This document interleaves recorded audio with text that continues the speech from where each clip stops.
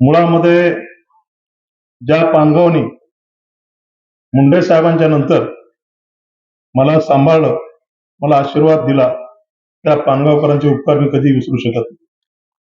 कारण की 2003 साली नाना मी भारतीय जनता पक्षामध्ये प्रवेश केला. त्यावेळेस या मतदारसंघाचे आमदार लोकनेते मुंडे साहेब होते आणि त्यांनी मला रेणापूर तालुक्याची जबाबदारी दिली आणि त्या वर्षापासून आजपर्यंत मी या रेणापूर तालुक्याचा सेवा करण्याचा प्रामाणिक प्रयत्न करतो. ज्या नेतृत्वाने माझ्यावर संस्कार घडत केले त्या नेतृत्वाची उंची मी कधीच गाठू शकणार नाही, पण त्यांनी दाखवून दिलेल्या रस्त्याने जाण्याचा प्रामाणिक प्रयत्न मी इथून मागच्या काळात केलाय आणि इथून पुढच्या काळातही करणार.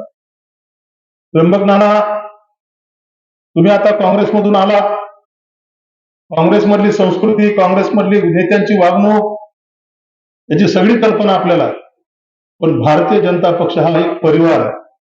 इथं कोणी मोठा नाही, कोणी छोटा नाही, इथं सर्व समान आहेत आणि सगळ्यांना सारखी वागणूक देण्याचं काम या भारतीय जनता पक्षामध्ये केलं जातं. आज आता आमचे ऋषिकेश असतील, आमचे सुकेश असेल, या पानगाव शहरामध्ये मी काय काय विकासाची कामं केली, आमच्या सुकेशने सगळं सांगितलं. मी म्हणत नाही ते मी केलं, ते तुमचा अधिकार होता तो तुम्हाला आणून देण्याचं काम रमेश करांनी केलं. फक्त पोस्टमनचं काम केलं आणि ते तुमच्या गावापर्यंत आणून दिलं. या विठ्ठल रुक्माई मंदिराच्या नावाने ज्यांनी राजकारण केलं त्यांना मला जाहीर आव्हान आहे. त्यावेळेस मी विधान परिषदेचा आमदार होतो. त्यावेळेस आपल्या महाराष्ट्राचे मंत्री सुधीरभाऊ मुनगंटीवार होते. त्यांच्या कार्यालयामध्ये आम्ही बसलो होतो. सुधीरभाऊ जेवत होते आणि त्यावेळेस हा मंदिराचा विषय निघाला आणि मोदी साहेबांच्या 73व्या वाढदिवसाच्या निमित्तानं या देशातले 73 मंदिर घेण्याचा निर्णय झाला. त्याच्यामध्ये आपल्या मंदिराचं नाव मी घातले आणि त्याची मंजुरी आणली. आणि हे कधीतरी नीट वागायची, नीतिमत्तेने वागा. त्यांना सगळं दिलं, त्यांच्यावर बोलण्यात तिथे मोठेही नाहीत बदलले. हे गोल्डन बाळ इथं त्याच्या हातात खुळखुळा दिलाय त्र्यंबक नाना आणि ते तेच उड्या मारायला. त्याला वाटेल मला काय दिलं की, मला काय दिलं की. त्या कारखान्यात चहा त्याची तरी हातात आहे का? त्र्यंबक नानाला विचारा, त्र्यंबक नाना तुम्ही ते चहा पाजू शकतात का? कधी कुठल्याला चहा पाजला तुम्ही? आणि त्याला असं वाटलं की मी का राष्ट्रीय नेता झालो आणि ते खुळखुळे त्याच्या नादाला लागले. आम्ही कधी कुणाला वाईट बोललो नाही, पण तुम्ही जर तोंड सांभाळून बोलला नाही तर तुम्हाला जसं तसं उत्तर सुद्धा हा रमेश कराड देऊ शकतो याची जाणीव तुम्ही ठेवा. आमचा संयम सुनाची वाट बघू नका. कारण की या पानगाव मध्ये आम्ही काय केलंय आणि तुम्ही ह्या हनुमान मंदिर एलमगलीतलं 2 वर्ष का होऊ दिलं नाही. जे विकासाचे आढावे आले त्यांना आढावे करण्याचं काम या पानगावमधली जनता करणार आहे, लक्षात ठेवा. आज या पानगावकरांनी मला जे जे मागितलं ते देण्याचं काम मी केलं. या पानगाव जिल्हा परिषद मतदारसंघातील प्रत्येक गावामध्ये जे जे निधी देता येईल ते देण्याचं काम केलं. मी कधी विचार केला नाही हे यांनी आपल्याला मतदान केलंय का, ह्यांनी आपल्याला कधी साथ दिली आहे का.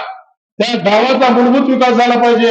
वर्षानुवर्ष जी विकासाची कामं झाली नाहीत ती कामं झाली पाहिजे.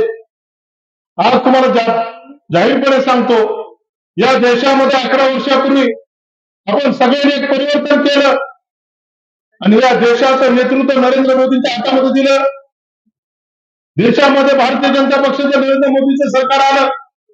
या राज्यामध्ये गोपीनाथरावजी मुंडे साहेबांच्या आशीर्वादानं नुकतेच गोपीनाथरावजी मुंडे साहेब गेले होते. 6 महिन्यामध्ये आपल्या निवडणुका झाल्या आणि या महाराष्ट्रामध्ये सुद्धा देवेंद्रजींच्या नेतृत्वामधलं भारतीय जनता पक्षाचं सरकार आलं. आणि खरी महाराष्ट्राची विकासाची गंगा काय असते, खरा विकास काय असतो हे महाराष्ट्रातल्या जनतेने अनुभवलं. म्हणून महाराष्ट्रातल्या जनतेने भरभरून प्रयोग केले आणि भरभरून काम करण्याची संधी दिली, भरभरून आमदार निवडून देण्याचं काम केलं. या काँग्रेसवाल्यांनी कधी गरिबाचा विकास केला का? या काँग्रेसवाल्याला मतं मागण्याचा अधिकार आहे का? आज मग तुम्हाला सांगतो, नरेंद्र मोदींनी पहिल्यांदा या देशामध्ये आल्यानंतर आपल्या प्रत्येक घरामध्ये शौचालय निर्माण झालं पाहिजे. 12,500 रुपये दिले का नाही? प्रत्येक घरामध्ये शौचालय झाले का नाही? माझ्या देशातला गोर गरीब माणूस पक्क्या घरामध्ये राहायला पाहिजे. त्यांनी पंतप्रधान आवास योजना आणली, जमाई आवास योजना आणल्या, अनेक घरकुलाच्या योजना आणल्या आणि त्या योजनेच्या माध्यमातून घरकुलं देण्याचं काम झालं. कधी तुम्ही ऐकलं होतं का रेणापूर तालुक्यामध्ये 10,000 घरकुलं मंजूर आहेत? कधी ऐकलं होतं? कधी पानगावमध्ये 700-800 घरकुलं मंजूर आहेत? कधी ऐकलं होतं का? कुणाचे घरकुलं मंजूर होत होते? गडीवरच्या वाड्यावरचे जे होते त्यांच्या मागे जे फिरत होते त्यांचे घरकुल मंजूर होत होते, पण माझा कष्ट करणाऱ्या माणसाचं कधी घरकुल मंजूर झालं नाही. आमच्या माध्यमातून आमची लाडकी बहीण योजना आम्ही चालू केली. आपल्या रेणापूर तालुक्यामध्ये माझ्या 42,000 लाडक्या बहिणींना महिन्याला 1,500 मिळतात का नाही? मिळतात का नाही लाडक्या बहिणी लोक नाही? तुम्हाला पैसे मिळून म्हणून काँग्रेसवाले कोर्टात देते माहिती का नाही? हा कोर्टात दुखावले यांच्या आमच्या गरीब बहिणींच्या जर खिशातले पैसे गेले तर त्या संसाराला प्रपंचाला काही हातभार लागला तर ह्या काँग्रेसवाल्यांच्या पोटात दुखा लागलं. कालच्या संक्रांतीचा हप्ता आला का? आला का नाही? ती हप्ता देऊ नका म्हणून हे कोर्टात गेलते. एवढे असावं तर भावाच्या आवडले द्या ह्यांना मत मागण्याचा अधिकार आहे का? अहो या पानगावमध्ये पानंद रस्ते असतील, शेत रस्ते असतील, मोठ्या प्रमाणावर देण्याचं काम झालं. आणि याच पानगावचा एक मोठा नेता आमच्या यशवंतवाडीचा रस्ता 50 वर्षापासून अडवतो. याची कुठेतरी विचार झाला पाहिजे. आमच्या महसूल मंत्र्यांनी जाहीरपणे सांगितलंय, जर कोणी शेत रस्ते, गाव रस्ते अडवत असेल तर त्यांच्यावर फौजदारी गुन्हा दाखल करा. याद राखा, लवकरात लवकर रस्ता मोकळा करा, नाही तुमच्यावर गुन्हा दाखल होईल. इथं कोण मोठा कोण बारका आम्हाला माहित नाही. कुठल्याही गरीबाच्या विकासात, कुठल्या गरीबाच्या स्वार्थासाठी, कुणाच्या ह्याच्यासाठी जर तुम्ही आडवे आलात तर तुम्हाला आम्ही मोकळं सोडणार नाही, एवढं तुम्हाला सांगून जातो. अजून बरेच कुठाले त्र्यंबकनाना बरेच कुठाले त्यांनाही माहितीये काय कुठे ते ऑक्सिजन लागल्यासारखं व्हावं लागले. आमच्या बाबा आंबेडकर गेले बाबा मी काय वाटलं केलं म्हणलं आमचं वाटवं कोणीच करू शकत नाही.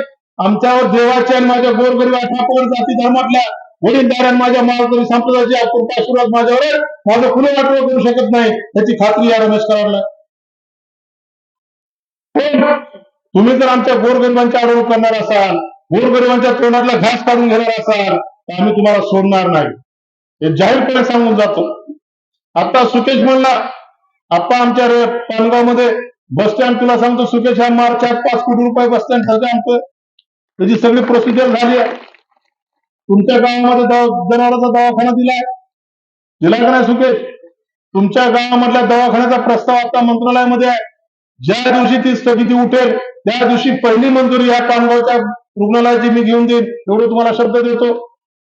तुमच्या गावामध्ये रेल्वेच्या थांब्याचा विषय तुम्ही सांगितला, 100% तो विषय मी मार्गी लावून देतो. मी माझ्या इथल्या मुस्लिम भावांनाही शब्द देतो. मी तुम्हाला शादीखान्याचा शब्द दिलेला आहे. हा रमेश कराड दिलेला शब्द पाळणारा कार्यकर्ता आहे. मी तुम्हाला येणाऱ्या काळामध्ये वर्षभराच्या आत तुमचा शादीखाना पूर्ण करून देण्याचा शब्द हा रमेश कराड तुम्हाला देतो.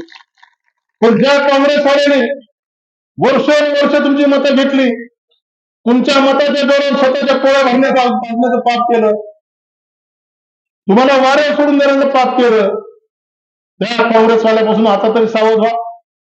आम्ही भाजपवाले आमच्यामुळे तुम्हाला कधी त्रास झाला? आम्ही कधी तुम्हाला आरेला कार्य म्हणलं?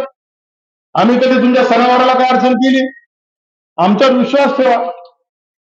बरं तुम्हीच मला आमदार केले, तुम्हीच 2019ला नोटाचे बटणे दाबले, देशामध्ये विक्रमी नोटाचं मतदान झालं, म्हणून माझ्या नेतृत्वाने देवेंद्र फडणवीस साहेबांनी मला 6 महिन्यामध्ये विधान परिषदेला आमदार म्हणून काम करण्याची संधी केली.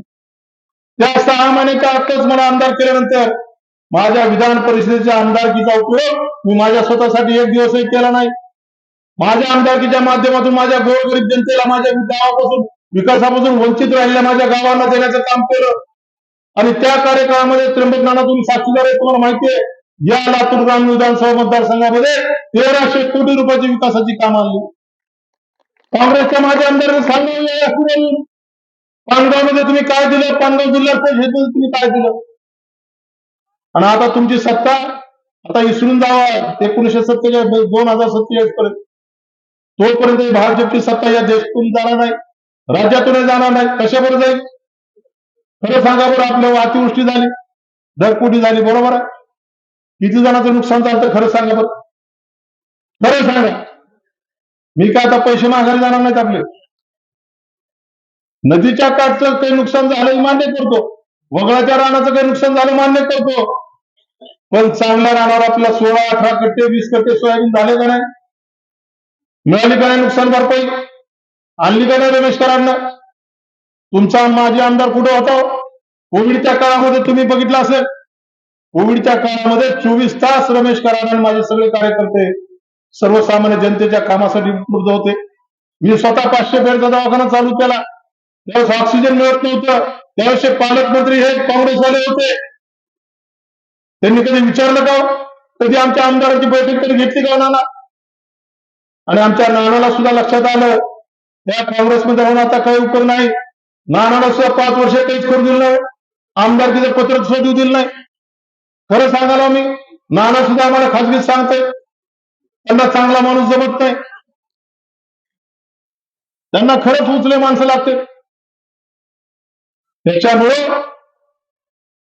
काँग्रेसवाल्यांनो, हा तालुका गोपीनाथरावजी मुंडे साहेबांचा तालुका आहे. या तालुक्यानं गोपीनाथराव मुंडे साहेबांचं नेतृत्व या देशामध्ये उभं केलं. या तालुक्याची ओळख गोपीनाथरावजी मुंडे साहेबांमुळे या देशात झाली. या तालुक्याला खरा विकास काय असतो गोपीनाथरावजी मुंडे साहेबांच्या माध्यमातून माहीत झाला. आणि त्याच्यानंतरचा विकास कोणाच्या माध्यमातून माहीत झाला असेल तो रमेश कराडच्या माध्यमातून माहीत झाला. हे तुम्हाला माहितीच राहावं. मुख्यमंत्री ग्राम सडक योजनेची कामं असतील, आता आपला जो रस्ता गेलाय तो कुणाचा आहे? या काँग्रेसवाल्याचा आहे का? यांच्या दरवाज्यात त्यांनी कधी सिमेंटचं टोपलं टाकलं नाही. आम्ही हजारो किलोमीटर सिमेंटचे रस्ते तयार केले. आणि जी माणसं विकासाच्या आडवे आले ते आता गप्पा मारायला लागले.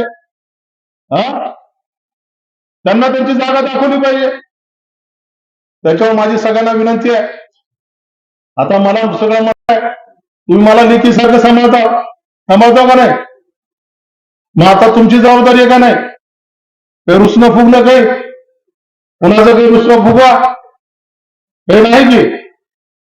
म्हणून मी तुम्हाला सगळ्यांना विनंती आहे, या सरकारच्या माध्यमातून आपल्या गावामध्ये किती विहिरी आल्या, आपल्या गावामध्ये किती गायगोठे आले, आपल्या गावामध्ये किती घरकुल आले, आपल्या गावामध्ये किती संजय निराधारच्या पगारी झाल्या, आपल्या गावात लाडक्या बहिणीचे किती पैसे आले, आपल्या गावामध्ये नरेंद्र मोदींच्या माध्यमातून शेतकरी सन्मान निधी किती आला, आपल्या गावामध्ये आमच्या मुख्यमंत्री सन्मान निधीच्या माध्यमातून किती निधी आला, आपल्या गावामध्ये अतिवृष्टीचं अनुदान किती आलं, हे मोजलं तर कोटीमध्ये जातं.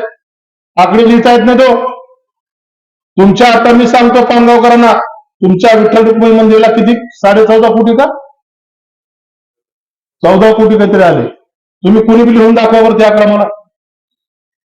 पानगावकरांना माझा सवाल आहे की तुम्ही तुमच्या विठ्ठल रुक्मिणी मंदिराला जो निधी आला तुम्हाला एकदा आकडा लिहून दाखवा की एवढा निधी आला म्हणून.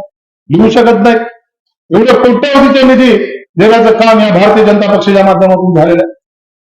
आणि तुम्हाला एक लक्षात यायला पाहिजे, या देशामध्ये नरेंद्र मोदींचं सरकार आहे, या राज्यामध्ये देवेंद्रजींचं सरकार आहे आणि तुमचा आमदार भारतीय जनता पक्षाचा आहे. वारपी कोण असायला पाहिजे, ओळखीचा पाहिजे का नाही? यांच्या हातात देऊन काय सांगा ना यांच्या हातात? यांचं कोण ऐकणार आहे? यांना कोण विचारणार आहे? जेव्हा आमदार होते तेव्हाच कोणी विचारलं नाही, तर आता कोण विचारणार आहे? त्याच्यामुळे मी तुम्हाला सगळ्यांना आश्वासन देतो की तुम्ही मला इथून मागे बघितलंय आणि इथून पुढे तुम्ही बघणार आहात. तुम्ही जो माझ्यावर विश्वास टाकलाय, तुम्ही जो मला आशीर्वाद दिलाय, त्या आशीर्वादाला कधीही बेईमान हा रमेश कराड होणार नाही. तुम्ही जे जे मला सांगाल ते करण्याचा प्रामाणिक प्रयत्न मी करणार आहे. आणि पानगाव जिल्हा परिषद मतदारसंघातील सर्व गावांचा विकास करण्याचं वचन मी तुम्हाला देतो. त्याच्यावर माझी सगळ्यांना विनंती आहे की यावेळेस आमच्यावर विश्वास ठेवा. गेल्या वेळेस या रेणापूर तालुक्यातील आठीच्या आठी पंचायत समिती भाजपच्या आल्या. गेल्या वेळेस तर मी आमदार नव्हतो, तरी तुम्ही सगळ्यांनी विश्वास टाकून मला एवढं मोठं यश दिलं. त्यावेळेस मी तुमचा आमदार आहे. जर माझ्या पाठीमाग भक्कम ताकद उभी करायची असेल तर आपल्या 4च्या 4 जिल्हा परिषदा आणि 8च्या 8 पंचायत समित्या भाजपच्या आल्या पाहिजे. कुणाच्या पोटामध्ये कुणाचं पेट्रोल, कुणाच्या इंजिनामध्ये कुणाचं डिझेल भरलं चाललंय तुम्हाला माहिती आहे सगळ्याला. आणि जे गेले ते कुणाच्या डिझेलवर गेले हेही तुम्हाला माहिती आहे. ज्यांनी विधानसभेमध्ये गद्दारी केली, ज्यांनी विधानसभेमध्ये महायुतीचा धर्म पाळला नाही आणि याच पानगावमध्ये भारतीय जनता पक्षाच्या उमेदवाराच्या विरोधात काम करण्याचं पाप केलं, ती 7.5 गेली ते लय बरं झालं. ते राहिले ते मावळे, गेले ते कावळे. आणि ह्या रमेश कराडमध्ये कार्यकर्ता उभा करण्याची ताकद आहे, कारण की रमेश कराड याच्यामध्ये स्वार्थ नाही. म्हणून माझ्या सगळ्या कार्यकर्त्यांना सांगतो, घाबरायची गरज नाही. गल्ली ते दिल्ली सत्ता आपली आहे. आणि जर कुणी जर दमदाटी करायचा विचार करत असेल तर मला अर्ध्या रात्रीला फोन करा. त्याचा बंदोबस्त जशाच तसा केला जाईल. कारण की सुकेश आमचा मुन्ना एक सोसायटी गेली म्हणून काही फरक पडत नाही. हा रमेश कराड 2 वेळेस पडलाय, बरोबर आहे का नाही? सोडलं का आपण? तुम्ही तरी सोडू दिलं का मला? तुम्ही एवढा पाठिंबा मला दिला की मी या काँग्रेसवाल्याची पाठ लावून त्यांच्या उरावर बसलो, त्यावेळेस तुम्ही मला पाठिंबा माझ्या आशीर्वाद हे केला. त्याच्यामुळे माझी सगळ्यांना विनंती आहे, आता फॉर्म भरायचं उद्यापासून म्हणजे 2 दिवस राहिले, फॉर्म भरावं लागणार आहे. इच्छुक उमेदवार भास्करराव लई आहेत आणि कुटुंब प्रमुखाला लय धर्मसंकट असते. कुणालाच वाईट म्हणता येत नाही, कुणालाच हे करता येत नाही, कुणाच जवळचं नाही, कुणीच लांबचं नाही. पण माझ्या जवळचे सगळेच कार्यकर्ते माझ्या जवळचे आहेत. सगळ्यांमध्ये ती पात्रता आहे, गुणवत्ता आहे. पण कुणाला तरी एकाला तिकीट द्यायचंय. मला गेले 4 दिवस झालं एवढे फोन आले असतील, जे फोन आले मात्र त्यातले 90% फोन पानगाव जिल्हा परिषद मधले. तुम्हाला वाटावं खरंच, माझा फोन चेक करा नाही तर. त्याच्यामुळं आपल्याला आज उमेदवारी डिक्लेअर करायच्या, करू का नको ते सांगा. जर तुमची इच्छा असली तर करतो, करू का नको? करा करा. कोणाची करावी? तुमची बघा. बघा बरं का, पुन्हा म्हणताला आमदारांना त्याच्या पोरालाच दिलं. माझं पोरग म्हणून उमेदवारी देत नाही, तो तुमचा भाऊ म्हणून, तुमचा सहकारी म्हणून, तुमचा कार्यकर्ता म्हणून उमेदवारी जाहीर करतो. पण त्याला निवडून आणण्याची जबाबदारी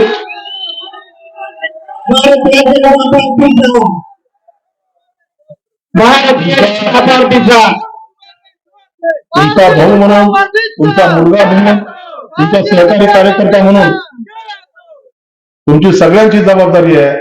ही पानगाव जिल्हा परिषदची जागा या जिल्ह्यामध्ये सर्वाधिक मताने निवडून आली पाहिजे. कारण की तो सगळ्यांचा, माझ्या प्रतिष्ठेचा जसा विषय आहे तसा या पानगावकरांचा सुद्धा प्रतिष्ठेचा विषय आहे. माझी पानगावकरांना विनंती आहे, काही उन्हा असलं तर माझ्याजवळ येऊन भांडा. कुणाला काही कमी जास्त पडलं तर मला येऊन सांगा. कुणाला काही पाहिजे असले तर मला मागा. कुणाला गुत्त पाहिजे असले तर गुत्त मागा. पण काही करा, पण एवढी जागा आपली प्रतिष्ठेची जागा आहे आणि तुमच्या सगळ्याच्या मनावर मी ते निर्णय घेतोय आणि तो निर्णय तुम्ही खाली पडू देणार, त्याचा विश्वास मला स्वतःला आहे. म्हणून जिल्हा परिषदसाठी ऋषिकेश रमेश कराड यांची उमेदवारी मी जाहीर करतो.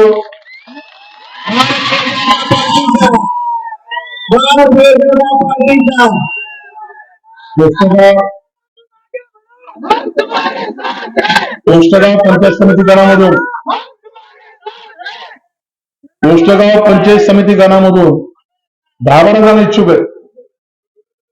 पण कार्यकर्त्यांना न्याय दिला पाहिजे, गरीबाला न्याय दिला पाहिजे. नातवा जर आपण आपल्या सत्तेच्या काळामध्ये कार्यकर्त्याला न्याय दिला नाही तर आपण कसले नेते? म्हणून मी आज पोस्टगाव पंचायत समितीसाठी जयश्री संजय डोंगरे यांचं नाव फायनल केलेलं आहे. सगळ्यांनी त्यांना प्रचंड बहुमताने निवडून आणावं. त्याच्यानंतर पानगाव पंचायत समिती गणामध्ये इथेही 7-8 जणांनी उमेदवारी मागितली आहे. कुठलाही कार्यकर्ता कमी माझ्यासाठी नाही. सगळ्याच कार्यकर्त्यामध्ये गुण आहेत, कर्तृत्व आहे, सगळंच आहे. पण सर्व अर्थाने विचार केल्यानंतर या पानगाव मधून सुद्धा ज्या नावाला अधिक पसंती आली त्या नावाचं मी आता जाहीर करतो. रंजना मारुती गारफाडे यांचं मी नाव जाहीर करतो. या सगळ्या उमेदवारांना 5 तारखेला मतदार आशीर्वाद द्यावा आणि यांना सेवा करण्याची संधी द्यावी, एवढी आपल्याला विनंती करतो.